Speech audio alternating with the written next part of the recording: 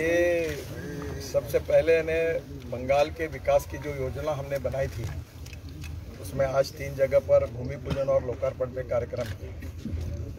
मुझे बहुत खुशी है कि अभी तक एक 60,000 करोड़ के काम लगभग हमने पूरे किए हैं 2014 से, और करीब 80,000 करोड़ रुपए के काम प्रोसेस में शुरू कर दिए और मंजूर कर दिए हैं। इसके अलावा 1 लाख करोड़ के हम लोग ग्रीन एक्सप्रेस हाईवे बना रहे हैं, और जो विशेष रूप से मैं आपसे अनुरोध करूंगा कि उसको आप देखिए। एक जो ये 1 लाख करोड़ के 4 ग्रीनफील्ड एक्सप्रेस हाईवे, इसको सबसे महत्वपूर्ण है, जो बंगाल की टोटल इंडस्ट्रियल डेवलपमेंट के लिए और रोजगार निर्माण करने के लिए और बंगाल को आगे ले जाने के लिए बहुत उपयोगी होंगे।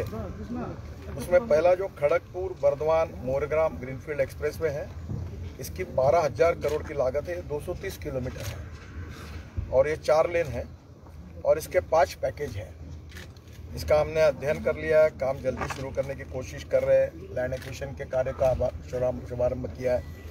पैकेज 1 खड़गपुर से चंद्रकोना घाटल रोड क्रॉसिंग तक 41 kilometre, package 2 Chandrakona Ghatal road crossing से बोवाई चंदी तक 50 किलोमीटर, पैकेज 3 बोवाई चंदी से कटवा रोड तक 43 किलोमीटर, और पैकेज 4 कटवा रोड से मयूराक्षी ब्रिज तक 47 किलोमीटर, और पैकेज 5 मयूराक्षी ब्रिज से मोरेग्राम क्रॉसिंग तक 51 किलोमीटर। अब इसका सबसे इम्पोर्टेंट है कि इसके टेंडर हम दिसंबर 2022 में हो जाएगा, और दिसंबर यानी 22 एंड तक ही हमारे काम का अवार्ड करने की कोशिश थी, पर मार्च 2023 के पहले सब काम अवार्ड हो जाएंगे। और ये सबसे इम्पोर्टेंट इसलिए है कि चेन्नई यानी तमिलनाडु और उड़ीसा में आने जाने वाले वाहनों को कोलकाता में घूम कर आना पड़ता है, उसमें कोलकाता में ट्रैफिक जाम होता है। तो अभी है कि इससे 5 घंटे का समय अधिक लगता है, और ये एक्सप्रेसवे बनने से सभी वाहनों को सीधी सिलीगुड़ी आ सकेंगे, जो कलकत्ता जाने की जरूरत नहीं पड़ेगी। तो हम कलकत्ता के भी ट्रैफिक जाम को हम लोग कम करने के लिए ये बहुत उपयोगी होगा। दूसरा जो है वो गोरखपुर सिलीगुड़ी ग्रीनफील्ड एक्सप्रेसवे है। ये करीब 30,000 करोड़ की लागत से 519 किलोमीटर लंबा ये 6 लेन ग्रीनफील्ड एक्सप्रेसवे है। ये बहुत इंपॉर्टेंट है क्योंकि इससे ट्रैफिक डायरेक्ट थ्रू हो जाएगा, और ये उत्तर प्रदेश में 84 किलोमीटर, बिहार में 416 किलोमीटर और बंगाल में 18 किलोमीटर लंबाई है। और ये कॉरिडोर कुशीनगर, पश्चिम चंपारण, पूर्वी चंपारण, सीतामढ़ी, मधुबनी, सुपौल, अररिया, किशनगंज से सिलीगुड़ी तक है। ये क्या है कि जो ट्रैफिक डायरेक्ट हमारा उत्तर प्रदेश और दिल्ली की ओर जा रहा है, पंजाब हरियाणा की तरफ, ये एकदम थ्रू हो जाने से इंडस्ट्रियल मूवमेंट एकदम बढ़ जाएगी और समय बच जाएगा। आप इमेजिन नहीं कर सकते, अभी दिल्ली से हमने एक मेरठ एक्सप्रेस हाईवे बनाया, 4.5 घंटे लगते थे, अब वो 18 लेन का रोड बना है तो 40 मिनट लग रहे हैं। तो एकदम आप दिल्ली से देहरादून, अभी हवाई जहाज बंद हो जाएंगे क्योंकि वो 2 घंटे में हो जाएगा, हरिद्वार 2 घंटे में हो जाएगा, जयपुर 2 घंटे में हो जाएगा, चंडीगढ़। वैसे इसी हाईवे का उपयोग गोरखपुर सिलीगुड़ी, ये उत्तर प्रदेश और कलकत्ता, और उत्तर प्रदेश के गोरखपुर से आगे फिर वो दिल्ली के लिए कनेक्टिविटी है, पंजाब के लिए, हरियाणा के लिए। तो जो थ्रू ट्रैफिक है इसके कारण लॉजिस्टिक कॉस्ट कम होगी। अभी जैसे ये जो इस प्रकार से हो रहा है, इससे उत्तर प्रदेश में 40,000 पीसू इसके ऊपर ट्रैफिक है, एक्सीडेंट्स होते हैं, काफ़ी बड़े प्रमाण पर ट्रैफिक जाम होता है। बंगाल में भी यही स्थिति है, बिहार में भी यही स्थिति है, और उससे काफ़ी तकलीफें होती है। तो ये पूरा हम 2023 में इसको अवार्ड कर देंगे, अलाइनमेंट पक्की हुई है, और बंगाल के मुख्यमंत्री जी को भी मैंने आज ही अधिकारियों को सूचना दी है। कुछ कलकत्ता को जोड़ने के लिए उनके भी सुझाव है, तो उसके साथ उनको भी प्रेजेंटेशन करेंगे, और इसकी सबकी सलाह से अब इस काम को शुरू करेंगे। एक वाराणसी से हावड़ा ये ग्रीनफील्ड एक्सप्रेस है, ये भी बहुत इंपॉर्टेंट है। ये 30,000 करोड़ की लागत से 620 किलोमीटर 6 लेन का ग्रीनफील्ड एक्सेस कंट्रोल एक्सप्रेस है। ये वाराणसी से हावड़ा कलकत्ता का सफ़र जो 12 घंटे का है वो 6 घंटे में हो जाएगा। मेरे अंदाज से अभी जो मैंने कहा तो 5 घंटे में हो जाएगा। और इसमें यह कॉरिडोर उत्तर प्रदेश के चंदौली से शुरू होकर बिहार, झारखंड और पश्चिम बंगाल के पुरुलिया, बांकुरा, पश्चिम मिदनापुर, हुगली होकर हावड़ा तक जाएगा, और पश्चिम मिदनापुर जिले से रामजीवनपुर, खड़गपुर, मोरग्राम एक्सप्रेसवे से क्रॉस करेगा। अब ये जो पश्चिम मिदनापुर जिले में रामजीवनपुर में जो है, ये सब हाईवे वहाँ मिलेंगे, तो उधर से सब दिशा में जाने के लिए सुविधा प्राप्त होगी। और इसका भी DPR हमारा अभी लगभग बन चुका है, और जल्दी ही अलाइनमेंट और लैंड एक्विजिशन के काम को शुरुआत करेंगे। एक हमने कहा है कि भाई 90% लैंड एक्वायर्ड किए बिना काम अवार्ड नहीं करना, तो नेचुरली अब इसमें बंगाल की सरकार, MP, MLA सबके सहयोग से लैंड एक्विजिशन फास्ट होगा तो होगा। ये चौथा एक्सप्रेस हाईवे, ये बहुत इंपॉर्टेंट है। ये भी कलकत्ता का, हल्दिया का कंजेशन कम करेगा।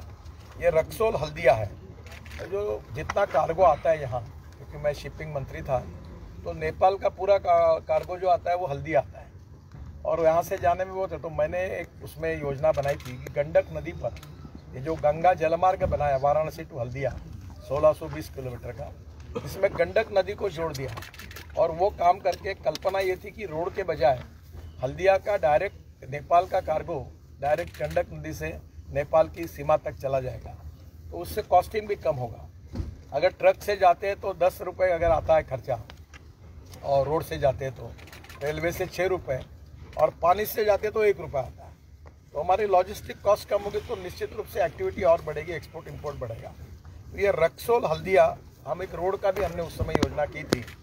ये नेपाल सीमा में रक्सौल से हल्दिया तक, पश्चिम बंगाल तक 35,000 करोड़ की लागत से 700 किलोमीटर का ग्रीनफील्ड एक्सप्रेस वे है। ये बिहार, झारखंड से होकर पश्चिम बंगाल के आसनसोल, दुर्गापुर से होकर हल्दिया, कलकत्ता तक बनेगा। तो पश्चिमी मिदनापुर जिले के रामजीवनपुर में खड़गपुर मोरेग्राम एक्सप्रेसवे हम रक्सौल हल्दिया को भी क्रॉस करेगा। तो दोनों हाईवे करने से दोनों जगह पर आने वाले वाहनों को वहां से इंटरचेंज मिल जाएगा। ये एक्सप्रेसवे का DPR भी बन गया, सितंबर तक अभी फाइनल हुआ है। हम एक्विजिशन शुरू कर रहे हैं और ये भी हम लोग जल्दी अवार्ड करेंगे। ये 4 एक्सप्रेस हाईवे का खर्चा अभी 1 लाख करोड़ है और वो चारों ग्रीन एक्सप्रेस हाईवे है। ग्रीन यानी नई अलाइनमेंट है, यानी पुराने रोड को नहीं है। तो इसका पहला फायदा होगा, जो पुराने रोड पर ट्रैफिक जाम है, जो एक्सीडेंट्स हो रहे हैं, ब्लैक स्पॉट्स है, ये एकदम कम हो जाएगा और जो हाईवे पर वो ट्रैफिक ट्रांसफर हो जाएगा। तो बंगाल के जितने रोड्स है उसमें एक्सीडेंट्स भी कम होंगे, ट्रैफिक जाम कम होगा, आम लोगों को जाने के लिए सुविधा होगी और जो हेवी ट्रैफिक है डायरेक्ट जाने वाला वो एक्सप्रेस हाईवे से जाएगा। दूसरा एक फ़ायदा ऐसा होगा कि हाईवे के आजू बाजू में लॉजिस्टिक पार्क, इंडस्ट्रियल क्लस्टर्स होंगे। अभी क्या होगा, ये सिलीगुड़ी है तो शहर के अंदर गोडाउन बनेंगे, तो नेचुरली लोगों को तकलीफ होती है, इंडस्ट्री खुल गई लोगों के बस्तियों में, तो ये रोड नए बन रहे हैं। इसके बाजू में मैं बंगाल की सरकार से अनुरोध कर रहा हूँ कि इस बहाने वहाँ logistic park, industrial clusters, educational campus, smart city, smart villages अगर वो बिठाएंगे और रोड हम बनाने के पहले ही, वो राज्य सरकार अगर इन सब बातों का प्लानिंग करेगा, तो अभी क्या है, रोड बनाने के पहले अगर कीमत 10 रुपये है तो रोड बनने के बाद 50 रुपये हो जाती है। तो मैं राज्य सरकार को, मुख्यमंत्री जी से ये अनुरोध करूंगा कि बंगाल के विकास में एक ग्रीनफील्ड एक्सप्रेस हाईवे के बाजू में उनका industrial department, urban development department मिलकर और सभी MP और MLA मिलकर अपने अपने इस कॉन्स्टिट्यूंसी में इस प्रकार की योजना करते, तो इसका पहला फ़ायदा होगा, बंगाल की ग्रोथ बढ़ेगी। दूसरा फ़ायदा होगा, नए उद्योग आएंगे। तीसरा फ़ायदा होगा, बंगाल से एक्सपोर्ट बढ़ेगा। चौथी फ़ायदा होगा, कैपिटल इन्वेस्टमेंट आएगी और इसके कारण रोजगार निर्माण होगा और रोजगार निर्माण होगा तो गरीबी दूर होगी। तो बंगाल, भारत को आत्मनिर्भर भारत बनाने का जो प्रधानमंत्री जी का सपना है और जो $5 ट्रिलियन इकोनॉमी बनाने का जो हमारी सबकी प्रयास चल रहा है, उसमें बंगाल का भी विकास उतना ही आवश्यक है। तो हम पूरी तरह से, निश्चित रूप से इस सब विकासों में हम पूरी तरह कंट्रीब्यूट करेंगे, सहयोग करेंगे, इसी मुझे पूरा विश्वास है। और ये 4 हाईवे के साथ आज मैंने तीनों जगह पर काफ़ी वहाँ के जो अटके हुए काम थे अनेक सालों से घोषित किया, वो इतने करोड़ों के हैं कि हर MP हिसाब लगा ले तो मुझे नहीं लगता कि आज तक के इतिहास में अब आपके मेरे यहाँ 50,000 करोड़ 50,000 करोड़ के काम इनको मिले। सबसे बड़ा है सिलीगुड़ी की जनता के लिए। आज रिंग रोड मैंने मंजूर कर दिया इनका, वो 3,000 करोड़ का है।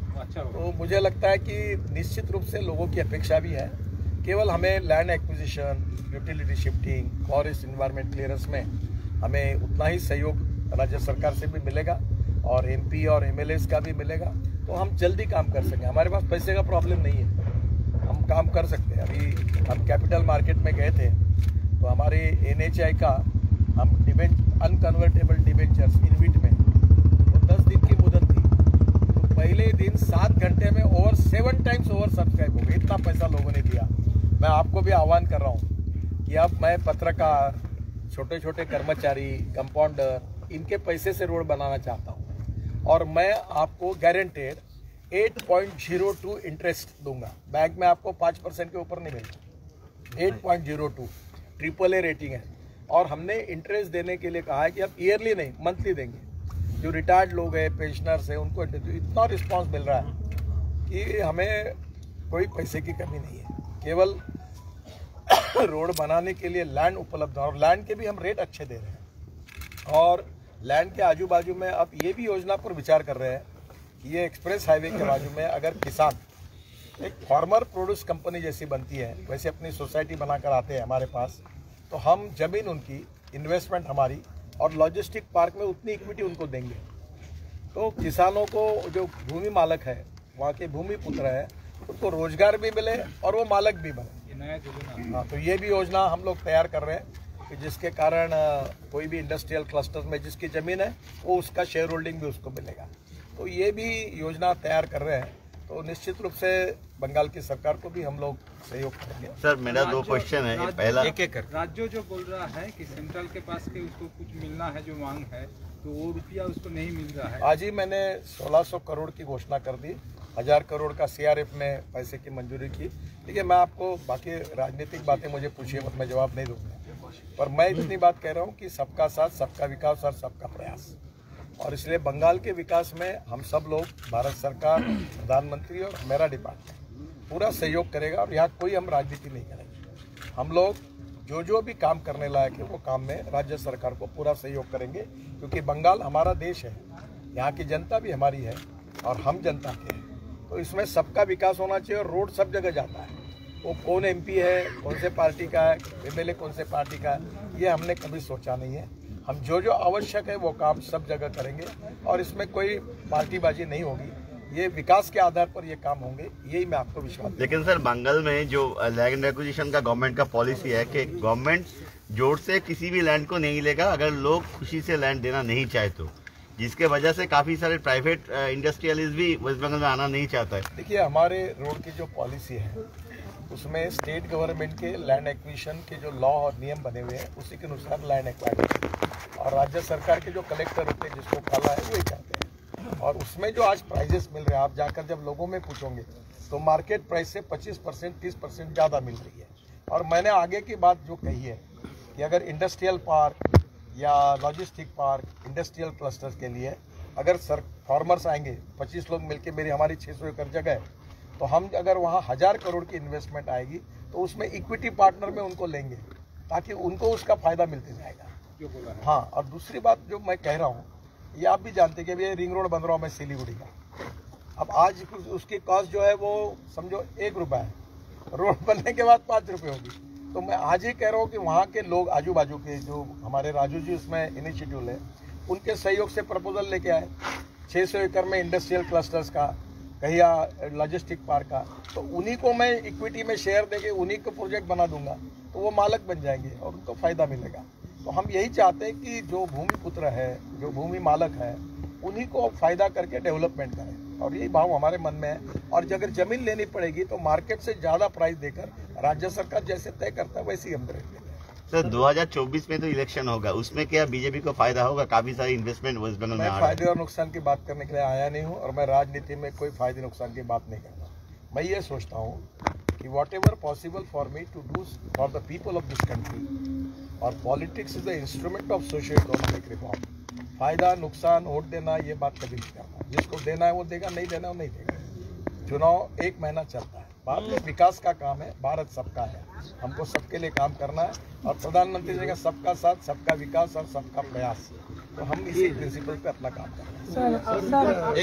एक थोड़ा सा एक कोरोनेशन ब्रिज का जो निर्माण था, इसमें शिव मंदिर से कोरोनेशन ब्रिज तक 1800 करोड़ की लागत से हम 14 किलोमीटर 4 लेन मार्ग का नया ब्रिज बना रहे हैं, और इसका DPR अभी लगभग फाइनल हो जाएगा, तुरंत टेंडर निकालेंगे। 1800 करोड़, ये जो आपका बहुत इंपॉर्टेंट है, जिसके लिए राजू जी ने बहुत हमें पीछे पड़े थे, हमने उसको मंजूरी दी। सेवक आर्मी कैंटोनमेंट से कोरोनेशन ब्रिज तक, और जो हुआ वही तो हाँ, अभी अंदर ये नया कर रहे हैं, ये नया ब्रिज बना रहे हैं। और दूसरा, तीस्ता नदी पर भी नए ब्रिज के निर्माण के लिए कोरोनेशन ब्रिज के बगल में तीस्ता नदी पर 1100 करोड़ की लागत से 6.4 किलोमीटर 4 लेन नए ब्रिज का निर्माण कर रहे हैं, जिसका भी DPR शुरू है, वो जल्दी हम रिसीव करेंगे। तो ये दोनों ब्रिज मिलाकर इनकी कीमत ही करीब 3000 करोड़ रुपए है। और मुझे लगता है कि ये जो कोरोनेशन ब्रिज है ये 1941 में किया था। अब उसकी हालत आपको भी मालूम है, उसकी भी मरम्मत करने वाले हैं, यानी उसकी मरम्मत करेंगे, पर वो बहुत पुराना हो गया, ये दोनों हेरिटेज बन जाएगा। तो ये भारी वाहनों के लिए अभी उसमें रोक लगा दी गई है, हम उसकी मरम्मत कर रहे हैं, उसका स्टडी कर रहे हैं कि उसको किस प्रकार से मजबूत करेंगे। पर कितना भी हुआ तो भी अब हेवी ट्रैफिक के लिए 1941 को ब्रिज को फिर से नए जैसे करने में 18 अंग्रेजों के समय का है, तो ये बहुत पुराना है और ये सिक्किम और भूटान के लिए बहुत जरूरी है। ये दो नए ब्रिज बना रहे हैं और उसको भी हम मरम्मत करेंगे। बहुत सारे चलिए लास्ट बहुत सारा बना चुके हैं, राज्य सरकार कितना हेल्प किया है जमीन के बारे में, कितना आपको जमीन सर हमको मदद मिलती है और हम मदद लेते हैं और हमें सबको मिलकर काम करना है और अड़चने आती है तो हमारे लोग मिलते हैं। और मैं अभी 3 दिन गुवाहाटी में था और मैंने सभी राज्यों के मुख्यमंत्री को बुलाकर एक एक प्रोजेक्ट का रिव्यू किया। वैसे हम लोग यहाँ के बंगाल की भी सरकार के साथ बैठकर रिव्यू करेंगे और हमने ये भी रिक्वेस्ट की है कि मुख्यमंत्री जी और चीफ सेक्रेटरी वो भी बंगाल में हमारे NHI के प्लान की रिव्यू मीटिंग करें और हमें सुझाव दें और जो भी कहीं अड़चन होगी तो हम दोनों मिलकर सुलझाएंगे। आपका प्रेशर फल कर गया दोपहर में, प्रेशर फल कर गया आपका? तबीयत कैसा है आपका? मेरी तबीयत अच्छी है, तबीयत को थोड़ा मुझे अस्वस्थ था क्योंकि वो हेलीकॉप्टर में ये नहीं AC नहीं था, तो बाद में मैंने सुबह थोड़ा ब्लड प्रेशर मेरा कम हुआ था तो मैंने गोली खा ली थी, तो मैं थोड़ी देर मुझे लगा तो मैं आराम किया वहीं, उसके बाद मैं ठीक, मुझे कोई चिंता नहीं। बाकी प्रोग्राम तो यहीं से हो गया, यही से फिर क्या हुआ, देरी हुई और यहाँ जल्दी सूर्यास्त होता है और वो हेलीकॉप्टर में थोड़ा सा प्रॉब्लम है, तो फिर मैंने यहाँ से वीडियो कॉन्फ्रेंस से कार्यक्रम किए और मेरी सबसे बातचीत। अभी मैं नागपुर के लिए निकला। वो डॉक्यूमेंट मिलेगा क्या? चलिए हाँ, मैं ये डॉक्यूमेंट ऐसा करता हूँ, मैं पूरे डॉक्यूमेंट राजू जी को दे देता हूँ, ये इनके वेबसाइट पर डाल देंगे और आपको पूरा डिटेल देंगे, व्हाट्सएप में डाल देंगे। चलिए आप सब मीडिया के साथियों का बहुत बहुत धन्यवाद और आपका अभिनंदन।